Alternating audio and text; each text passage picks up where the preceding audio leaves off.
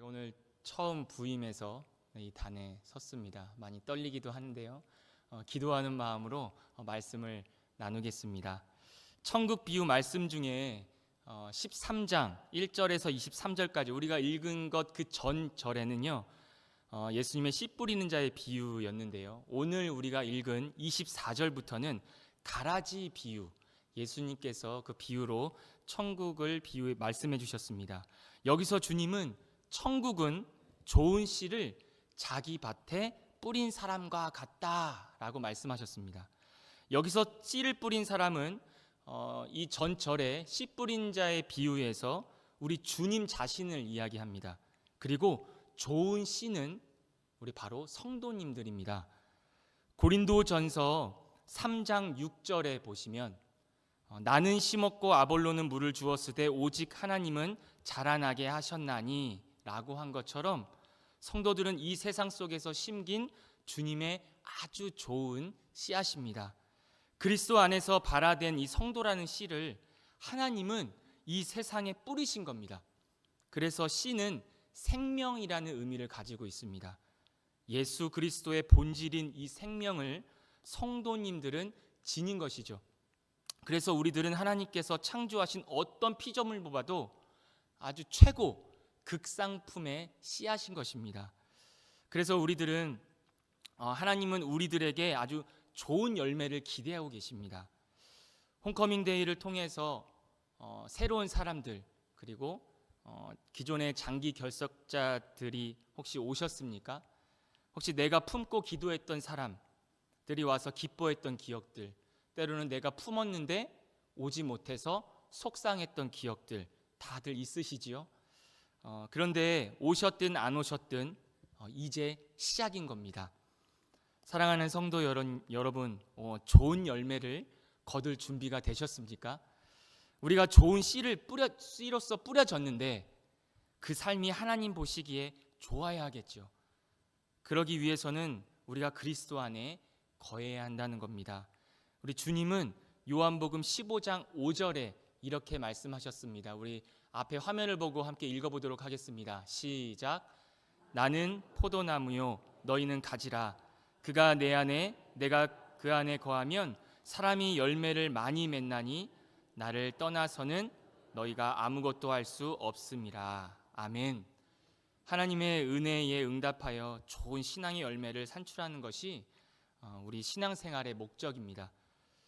그러면 어떤 신앙의 열매를 우리가 맺어야 할까요?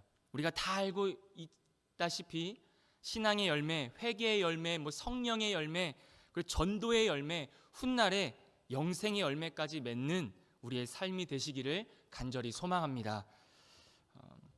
제가 우리 교회에 부임한 지 이제 일주일이 지났는데요. 지난 주 중에 교육자실에서 일을 하다가 잠깐 1층 로비에 갔었습니다. 그런데 유리 현관문에서 파리 두어 마리가 서로 장난을 하고 있더라고요. 유심히 바라보기 위해서 다가갔는데 이 파리가 저를 봤는지 계속 유리창을 부딪히면서 나가려고 막 애를 쓰는 겁니다. 이 파리를 보는데 조금만 시선을 돌아보고 그 옆에는 아주 통유리가 큼지막하게 열려 있었는데 그것을 보지 못하고 계속 자기 앞에 있는 유리만 고집스럽게 머리를 박고 있는 겁니다.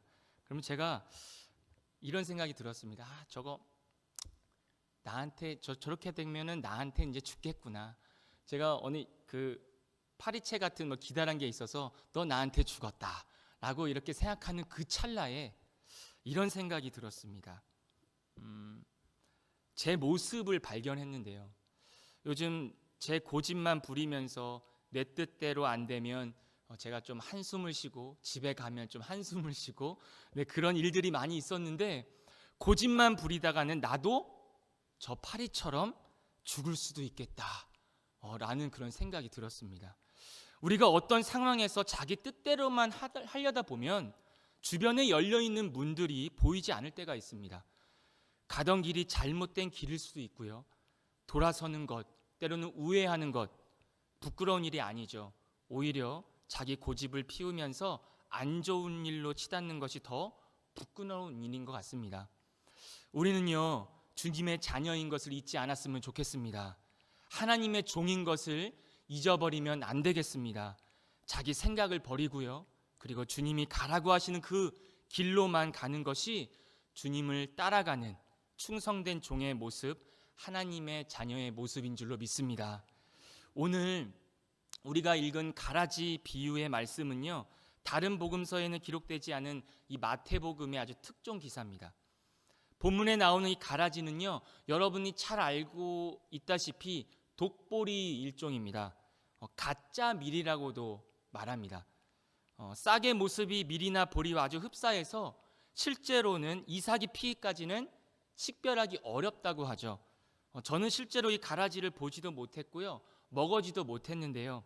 이 가라지를 먹으면 혹시 어떻게 되시는지 아십니까? 제가 한번 찾아봤더니 급한 설사와 구토로 고생하고 중독 증세와 함께 심한 경우에는 목숨을 잃는다고 합니다. 오늘 본문에 예수님의 설명에 의하면 이 가라지는 악한 자의 아들로서 사람들을 의의 자리에서 넘어지게 하는 자고요, 그리고 불법과 부정을 저지르는 자입니다. 오늘 우리가 읽은 이 가라지의 비유를 통해서 이 시대에 살고 있는 우리 성도들에게 들려주시는 하나님의 음성을 듣는 이 시간이 되기를 간절히 축복합니다. 우리 본문 25절인데요. 우리 앞을 보시고 25절을 다 함께 읽어보도록 하겠습니다. 시작. 사람들이 잘 때에 그 원수가 와서 곡식 가운데 가라지를 덧뿌리고 갔더니, 이 본문에서 잘 때에라고 있습니다. 잘 때에. 잘 때에라는 말은 농부의 어떤 게으름과 그리고 나태함을 꼬집는 말이 아니라 원수가 슬그머니 왔다가 악행을 저지를 수 있는 절호의 기회를 말합니다. 악한 어둠의 세력은요, 언제 활동하냐면 주로 사람들이 활동하지 않을 때, 어두울 때, 경계하지 않을 때, 그때 안식할 때 밤에 활동을 한다고 합니다. 원수라는 이 단어의 헬라어 에크드로스는요, 미움과 증오를 또한 이야기합니다. 원수는 예수님이 그리스도인 것을 부정하는 자고요, 예수님이 다시 오실 때까지 성도님들을 미혹하고 박해하는 적그리스도입니다. 오늘 본문에서 25절을 읽었고 28절을 읽었는데요, 그때 원수가 나오는데 이 원수가 와서 가라지를 뿌렸다고 분명히 말씀하고 있습니다. 우리의 인생과 신앙의 모든 가라지는요, 원수인 사탄과 그리고 마귀가 뿌린 겁니다. 지금도 가라지를 성도님들 마음과 또한 제 마음에, 그리고 가정과 교회에 뿌리고 있습니다. 그래서 우리가 무슨 일을 할 때에 이것이 하나님께서 원하시는 것이구나, 이것은 하나님께서 원하시는 것이 아니구나 라는 것을 분별해야 하는 것이죠. 우리가 봄이 되고 여름이 갈 때에 꽃이 많이 피죠. 이 주위에도 혹시 꽃이 많이 핍니까? 네, 많이 보시죠. 예쁜 꽃들이 참 많습니다. 예전에는 제가 꽃을 보면 그냥 지나쳤거든요. 그런데 요즘에는 꽃을 보면 참 예쁘다, 이거 어떻게 이렇게 예쁘지? 하고 꽃을 보고 막 향기도 맡아보고 그래요. 근데 누군가 그러더라고요. 꽃을 보고 예쁘다고 하면 늙은 거라고. 네, 저도 늙어가는 것 같습니다. 제가 작년에 호주에 다녀온 적이 있었는데요, 이 호주 시드니에 사는 어느 교민이 고국을 다녀가는 길에 개나리 가지를 가져다가 자기 집 마당에 심었답니다. 이듬해 봄이 되었어요. 맑은 공기, 따뜻한 그 기운을 받아서 개나리 가지와 잎은 한국보다 엄청 많이 자랐답니다. 그런데 꽃은 피지 않았대요. 그 이유가 한국처럼 혹한의 겨울이 없는 이 호주에서는 개나리꽃이 피지 않는다는 사실을 알게 되었습니다. 낮은 온도를 거쳐야만 꽃이 피는 것을 전문 용어로 춘화 현상이라고 합니다. 튤립, 백합, 라일락, 우리가 잘 알고 있는 철쭉, 진달래라는 꽃이죠. 우리의 인생을 보면요, 마치 이 춘화 현상의 꽃과 같아서요, 인생이라는 꽃은 인생의 혹한을 거친 뒤에야 꽃망울이 맺히는 것 같습니다. 우리 주님이 사랑하시는 우리 자녀들에게도, 우리 성도님들에게도 고난을 거치시게 하는 까닭이 이것이 아닐까 생각되어집니다. 그래서 우리가 우리 자신의 연약함을 스스로 인정할 때, 그리고 전적으로 의지할 수밖에 없는 그런 주님을 바라볼 때 비로소 강해질 수 있다는 믿음을 삶으로 터득하게 되는 것이죠. 지금도 그렇게 살고 계시지 않습니까? 좋은 씨앗들이 가라지 때문에 힘들어하는 것처럼 우리 성도님들이 원수 때문에 힘들어하고 고통스러워합니다. 이 원수는 우리들에게 시험과 상처와 갈등과 슬픔을 가져다 주죠. 한두 번이 아니라 계속적으로 우리를 넘어뜨리려고 공격을 합니다. 한꺼번에 여러 가지 시험을 줄 때도 있습니다. 그러나 원수들 때문에 때로는, 아니 정말로 성도들은 더욱더 강해지는 것 같고요, 더욱더 기도하게 되는 것 같고요, 때로는 겸손해지는 것 같고요, 하나님을 의지하게 되는 것을 경험하게 되는 것 같습니다. 그래서 시편 기자는 이렇게 얘기합니다. 고난 당한 것이 내게 유익이라.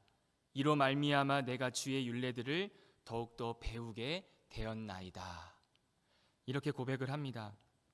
지금도, 그리고 오늘도 성도들이 편히 쉴 때에 느닷없이 원수들이 찾아옵니다. 여러 가지 가라지를 뿌리고 갑니다. 그래서 늘 깨어 있어야 하지요. 깨어서 하나님께 기도해야 합니다. 우리의 힘으로는 원수를 이길 수 없지만 하나님의 능력으로는 이길 줄로 믿습니다. 이제 원수들에게 가라지를 뽑힐 수 있는 틈을 주지 마시고 하나님의 능력을 힘입어서 원수들과 싸워 승리하는 우리 모두가 되기를 간절히 소망합니다. 우리 29절입니다. 우리 29절 화면을 보시고 함께 읽겠습니다. 시작. 가만두라. 가라지를 뽑다가 곡식까지 뽑을까 염려하노라. 하나님은 곡식 하나하나에 대한 애정과 염려 때문에 가라지를 뽑지 않고 기다리고 계십니다. 가라지는요, 보통 곡식보다 더 강한 뿌리를 가지고 있기 때문에 가라지를 뽑을 때는 종종 여리고 약한 곡식이 함께 뽑힌다고 하죠. 저의 친할머니가 계셨는데요, 제가 태어나기 전에 돌아가셨다고 합니다. 얼굴은 사진으로 봤는데요, 산소가 저 경기도 평택에 있습니다. 명절이 다가올 때면 우리 아버지께서 요셉아, 산소에 가서 아빠랑 잡초 좀 뽑자라고 이렇게 물어보세요. 그러면 아버지니까 네 하고 매년마다 이렇게 가곤 했습니다. 아버지는 갈 때마다 이야기합니다. 요셉아, 잡초만 뽑으라고, 잡초만. 왜 잔디까지 같이 뽑니? 저는 잡초랑 잔디를 구별을 잘 못하겠더라고요. 그러면서 야야, 너 저기 가서 쉬고 있어, 아빠가 다 할게. 갈 때마다 매번 그 소리를 하시는데요, 그런 소리를 하실 거면 왜 저를 매번 데려가시는지 잘 모르겠습니다. 혼자 하실 거면서 말이죠. 그런데 이 기쁜 소식은 작년에 묘지를 이장하면서 더 이상 안 가게 되었다는 것이죠. 오늘 본문에 가라지가 나오잖아요. 이 가라지의 특징이 있습니다. 위장성입니다. 위장성. 곡식과 가라지는 싹이 난 초기부터 결실을 거둘 때까지 사람들의 눈에 보이지 않는 것이죠. 제가 잡초와 잔디를 구별하지 못하는 것처럼 말이죠. 또 무슨 특징이 있냐면 잠복성을 가지고 있습니다. 이삭이 나오기까지 평상시에는 곡식과 같은 겉모습과 같은 성장 과정을 보이는데 일단 이삭이 피면서부터는 알곡과 확연한 차이를 드러낸다고 하죠.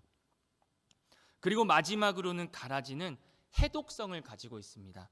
이 해독이 뭐냐면 독을 씻어낸다라는 게 아니라 여기서 해독성은 좋고 바른 것을 방치하거나 파괴해서 손해를 끼친다라고 합니다. 가라지는 알곡뿐만 아니라 인체에까지 큰 피해를 입죠. 가라지는 곡식이나 농부나 어느 누구에게도 도움이 되지 않습니다. 아프게 하고요, 병들게 하고요, 그리고 죽게 하고요, 망하게 합니다. 가라지가 그렇고요, 원수들이 하는 모든 일은요, 우리 성도님들과 가정과 교회와 사회에 심각한 피해를 끼치는 겁니다. 그래서 원수의 미끼에 넘어가는 일이 없도록, 일어나지 않도록 우리가 열심히 노력을 해야 되겠죠. 원수 마귀는 오늘날도 위장성과 잠복성과 그리고 해독성을 가지고 성도님들을 우는 사자처럼, 그리고 때로는 천사로 가장해서 넘어뜨리려고, 삼키려고 하고 있습니다. 우리를 삼키려고 하는 것은 되게 무한합니다. 언젠가 제가 신문에서 인도에 사는 어느 부자가 1조 6천억을 들여서 집을 지었다는 기사를 보았습니다. 상상이 가십니까? 저는 상상이 안 되더라고요. 이것이 가짜 뉴스인지 진짜 뉴스인지 중요하진 않지만 집안에 영화관도 있었다고 하고요. 집에서 일하는 사람의 수가 한 몇백 명 된다고 합니다. 그런데 저는 그 사람이 하나도 부럽지 않았습니다. 그렇게 살면 행복할까? 저렇게 사면 행복할까? 사람은 자신이 쓸모 있는 존재임을 확인할 때 만족과 기쁨을 누린다고 합니다. 행복하기 위해서는 진심으로 나를 사랑해주고 진심으로 나를 필요로 해주는 사람이 있어야 행복하다고 합니다. 이것은 단순히 물질적인 소유가 많다고 해서 얻어지는 기쁨이 아니죠. 자기가 몸담은 곳에서 선을 쌓은 사람이 좋은 사람을 만날 수 있는 겁니다. 왜냐하면 사람은 누구나 아름다운 태도를 지닌 사람과 가까워지고 싶기 때문이죠. 어떤 사람은 자기에게 은혜를 구하는 사람이 많으면 피곤해질 거라고 생각을 하는데요, 전혀 그렇지 않습니다. 그것이 바로 인생을 사는 보람인 것입니다. 도움을 받기보다는 우리가 도움을 주고, 그리고 위로를 받기보다는 위로를 베풀고, 구제를 받기보다는 구제를 하는 사람이 되는 것이 얼마나 감사한 일입니까? 우리 모두 무엇보다 사랑을 베풀어주는 우리 성도님들과 제가 되기를 간절히 소망합니다. 나눌 것이 있으면 나눠주고, 흘려보낼 것이 있으면 흘려보내주고, 그러면 여러분을 사랑하는 사람들을 많이 얻게 될 겁니다. 예수 그리스도로부터 온 것을 사람들에게 베풀어 줄 때에 아름다운 연합을 이루는 것이 행복이겠지요. 나에게 있는 것을 보내면 그것이 다시 나에게 돌아오는 것을 경험하는 우리 모두가 되기를 축복합니다. 우리 교회는요, 예수님의 피로 값주고 사신 예수님의 몸입니다. 우리 성도님들은 예수 그리스도께서 십자가 위에서 피 흘리심으로 구원받은, 그러니까 온 천하보다 귀한 분들입니다. 너무 나만 귀한 것이 아니라 옆에 있는 사람도 귀한 것이죠. 이 모두가 나만큼 귀하다는 겁니다. 우리의 가족과 교회의 성도 모두가 귀하다는 겁니다. 한 사람 한 사람 귀하다는 겁니다. 제가 이런 얘기를 하니까 저기 뒤에 우리 집사님들인가요? 권사님인가요? 옆 사람을 보면서 그래 이런 것 같아요. 우리 옆 사람을 한번 볼까요? 옆 사람 뒷사람이 이렇게 얘기했으면 좋겠습니다. 당신은 귀한 존재입니다. 다시 한번, 당신은 귀한 존재입니다. 네, 우리 한 사람도 이 가지 때문에, 이 가라지 때문에 사탄의 뿌리 뽑히지 않도록 서로 위로하고 기도하고 사랑해주는 그런 우리 모두가 되기를 간절히 소망합니다. 우리 30절을 한번 읽어보도록 하겠습니다. 30절입니다. 시작. 함께 자라게 두라. 추수 때에 내가 추수꾼들에게 말하기를 가라지는 먼저 거두어 불사르게 단으로 묶고 곡식은 모아 내 곡간에 넣으라 하리라. 아멘. 이 땅에서는요, 선과 악이 공존합니다. 보이는 교회 또한 선과 악이 함께 자라는 곳입니다. 악에 대한 선명한 분별력과 강한 증오감을 견제하면서도 악인에 대한 인내가 필요한 곳입니다. 추수 때에 이 가라지에 대한 오랜 인내가 끝나는 때이죠. 추수의 주인이신 예수 그리스도만이 그 때를 알고 그 처신 방법을 아십니다. 이 세상에서의 인간의 삶은요, 예수 그리스도의 재림이 오실 때 끝이 납니다. 최후의 대심판에 의해서 악한 원수는요, 영원히 멸망당하고요, 의인은 추수가 끝난 마당에서 펼쳐지는 이 축제와 같이 기쁨과 평화가 가득한 하나님 나라에서 영원히 살게 됩니다. 우리가 그때를 기억하면서 그때를 소망하면서 열심히 주님의 말씀을 듣고 복음을 전하는 우리 모두가 되었으면 좋겠습니다. 그 영원한 순간에 바로 그 하나님 나라에 들어가기 위해서 우리가 참아야 되겠죠. 인내해야 되겠죠. 기도해야 되겠죠. 우리가 열심히 전도해야 되겠습니다. 순종해야 됩니다. 충성해야 되는 것입니다. 모든 아픔과 슬픔과 억울함이 한순간에 다 풀리고 만족함을 얻게 되는 그날에 우리가 그 소망을 붙들고 살아가는 우리 모두가 되었으면 좋겠습니다. 성 어거스틴은 이렇게 말합니다. 교회는 완전히 순수하고 깨끗한 사람들만이 모이는 완벽한 곳이 아니다. 그렇기 때문에 순수하지 못한 자들을 함부로 제거해서 교회가 분리되어서는 안 된다 라고 말합니다. 교회는요, 예수 그리스도에 대한 신앙 고백을 토대로 해서 세워진 하나의 거룩한 몸입니다. 우리 교회는 절대 완전한 상태에 있기보다는 세상 끝날까지 알곡과 가라지 그리고 의인과 악인의 복합체 상태로 존재합니다. 하나님의 나라는 죄인이 완전히 도말하는 것으로부터 완성됩니다. 예수 그리스도께서 예비하신 그 하나님의 집으로 의인된 성도만이 들어가기를 허락받는 것입니다. 바로 그 순간까지 우리가 참고 기다리며 인내해야 되는 것이죠. 제가 딸 그리고 아들 이렇게 자녀가 있는데요. 첫째 딸이 중학교 1학년입니다. 중학교 1학년이 되니까 한자를 공부하더라고요. 제가 매주 목요일마다 한자를 우리 딸아이와 같이 공부를 합니다. 거기에서 이런 얘기가 있더라고요. 염일방일. 이 말의 뜻이 뭐냐면 하나를 얻으려면 하나를 놓아야 한다라는 말이랍니다. 하나를 지고 또 하나를 지으려고 한다면 그 두 개를 모두 잃게 된다는 말이래요. 염일방일이라는 고사가 이렇습니다. 중국 송나라 시절에 사마광이라는 사람의 어릴 적 이야기로 시작합니다. 한 아이가 커다란 장독대에 빠져서 허우적거리고 있는데 어른들이 야 사다리 가져와, 야 밧줄 가져와 라고 야단법석을 떠는 중에 물독에 빠진 아이는 꼬르륵 꼬르륵 하면서 숨이 넘어가고 있었습니다. 그때 어떤 작은 꼬마 사마광이라는 어떤 아이가 옆에 있던 돌멩이를 가지고 그 장독대를 향해서 던졌답니다. 그리고 장독대가 깨졌지요. 치밀한 어른들의 잔머리로 장독대값, 물값, 누구의 책임인가 이것을 따지면서 시간 낭비하다가 정작 사람의 생명을 잃게 하는 경우가 허다하지요. 더 귀한 것을 얻으려면 덜 귀한 것을 버려야 한다는 그런 고사성어입니다.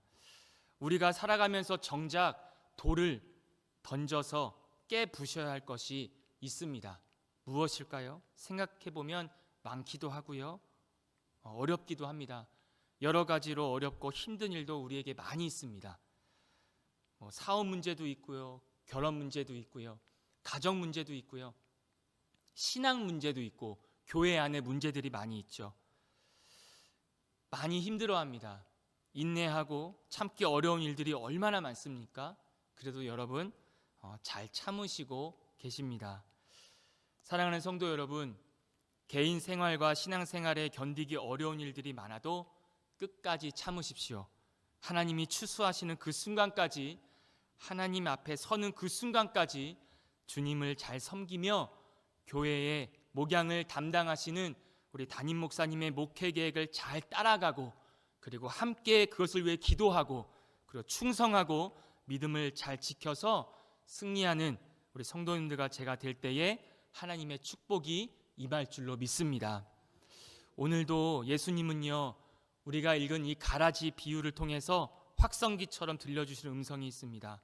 원수는 가라지를 뿌립니다. 그러나 이 가라지를 뽑다가 곡식까지 뽑지 마십시오. 오늘 제목처럼 내 영혼에 있는 이 밭을 잘 가꾸고 인내하면서 하나님 앞에 나아갔으면 좋겠습니다.